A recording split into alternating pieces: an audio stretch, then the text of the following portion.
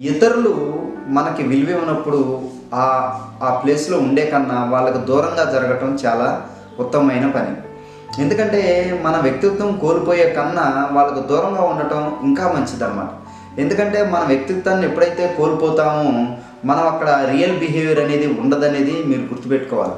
కాబట్టి మనం ఎప్పుడైనా ఇతరులతో ప్రవర్తించేటప్పుడు వాళ్ళని బెదిరించటము, వెంటాడటము, బతిమిలాడుకోవటము, లేతే బలవంతపడటము ఇలాంటియన్నీ చేయటం వలన మన వ్యక్తిత్వాన్ని, మన విలువను కూడా మనం ఇక్కడ కోల్పోతున్నాం అనేది మీరు గుర్తుపెట్టుకోవాలి.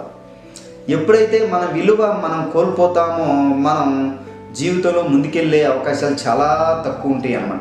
కాబట్టి ఎవరి కోసమో, ఇంకోళ్ళ కోసమని, వాళ్ళ కోసమని, వీళ్ళ కోసమని చెప్పేసి మన విలువని తగ్గించుకుని ఉండాల్సిన అవసరం లేదనేది మీరు గుర్తుపెట్టుకోవాలి. ఎప్పుడైతే మన విలువను మనం తెలుసుకుంటామో అప్పుడు ఇతరులతో ఎలా ఉండాలి, ఇతరులకు ఎంత విలువ ఇవ్వాలి, వాళ్ళని మన లిమిట్స్లో మన లిమిట్స్ ఎంతవరకు ఇతరుల పట్ల అనేది కూడా మనకి ఈజీగా అర్థమైంది. కాబట్టి మనం ఎప్పుడు మన వ్యక్తిత్వాన్ని కోల్పోకుండా, మన విలువని తగ్గించుకోకుండా మనం జీవించటం అనేది మన యొక్క ఏకైక ఉత్తమమైన లక్షణంగా మీరు గుర్తుపెట్టుకోవాలన్నమాట.